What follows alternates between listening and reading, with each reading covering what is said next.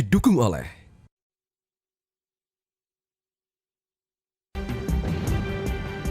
Pemirsa, terima kasih Anda masih di Metro Siang. Rapat pleno Partai Golkar telah menetapkan pelaksana tugas Ketua Umum pasca mundurnya Airlangga Hartarto. Nama Agus Gumiwang Kartasasmita disepakati untuk memimpin Golkar sementara waktu dalam upaya untuk mencari nahkoda baru Partai Golkar. Kami ajak Anda untuk melihat bagaimana profil dari Agus Gumiwang Kartasasmita dan apa langkah Partai Golkar berikutnya untuk mencari ketua umum definitif dalam sejumlah infografis yang telah kami siapkan untuk Anda.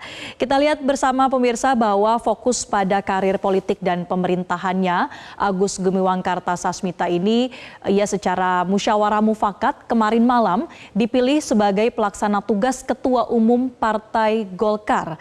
Agus Gumiwang menjabat sebagai wakil ketua umum sebelumnya ya, dan juga ia pernah menjadi ketua DPP Partai Golkar yang membidangi sejumlah isu di Partai Golkar. Sementara itu di parlemen, Agus Gumiwang Kartasasmita ini memasuki pentas politik nasional pada usianya yang terbilang masih cukup muda.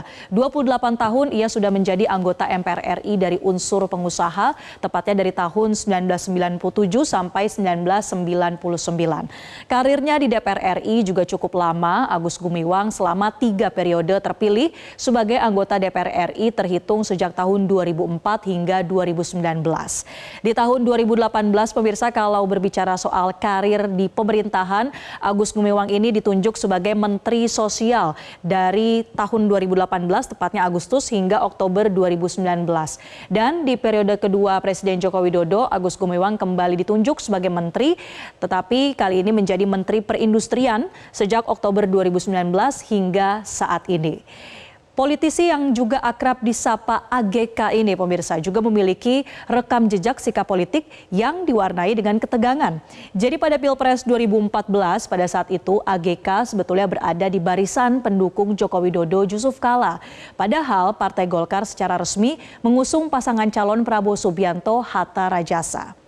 Sehingga AGK pun pada saat itu tergabung dalam Munas Golkar Jakarta yang dipimpin oleh Agung Laksono, dan konsekuensinya AGK bersama dengan sejumlah kader Golkar lainnya dikeluarkan atau dicabut statusnya sebagai kader Partai Golkar oleh Ketua Umum pada saat itu Abu Rizal Bakri pada Munas Bali 2014. Tetapi kemudian ia dipulihkan, direhabilitasi di tahun 2016 ketika pada saat itu kubu-kubu beringin ini sepakat untuk rekonsiliasi. Yang terkini pemirsa, pada Pilpres 2024 AGK dikenal sebagai salah satu inisiator dari relawan Prabowo Gibran. Ia mendirikan kelompok relawan bernama Kopi Pagi atau Posko Relawan Prabowo Gibran yang cukup aktif terutama di Pulau Jawa dan juga di Pulau Sumatera.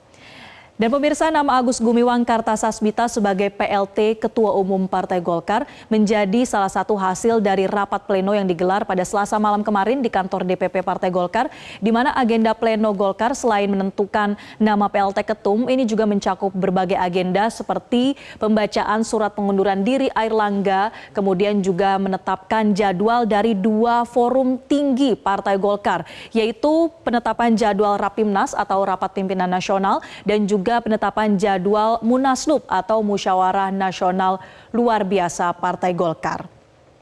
Ketika kemarin malam ia menggelar konferensi pers, diumumkan secara langsung oleh Agus Gumiwang bahwa Rapimnas dan Munaslup Golkar akan digelar pada 20 Agustus 2024 mendatang di Jakarta.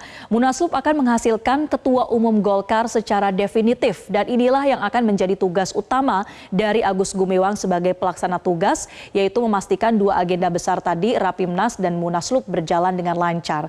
Jadi pemirsa, pertanyaan berikutnya, kira-kira apakah AGK akan maju sebagai calon ketua umum Partai Golkar berikutnya? Sudah langsung dijawab kemarin malam pemirsa dalam konferensi pers bahwa Agus Gumiwang Kartasasmita memastikan ia tidak maju sebagai calon ketua umum Partai Golkar Munaslup 20 Agustus nanti. Itu artinya bursa calon ketua umum Partai Golkar masih menyisakan ada beberapa nama yang mengemuka atau beredar santer akhir-akhir ini.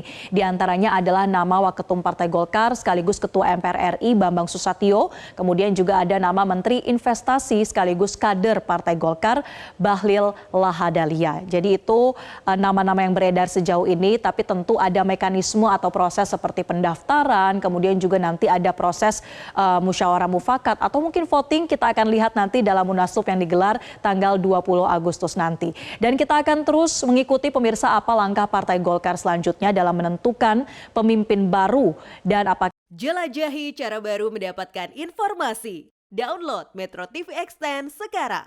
spekulasi tekanan terhadap Partai Golkar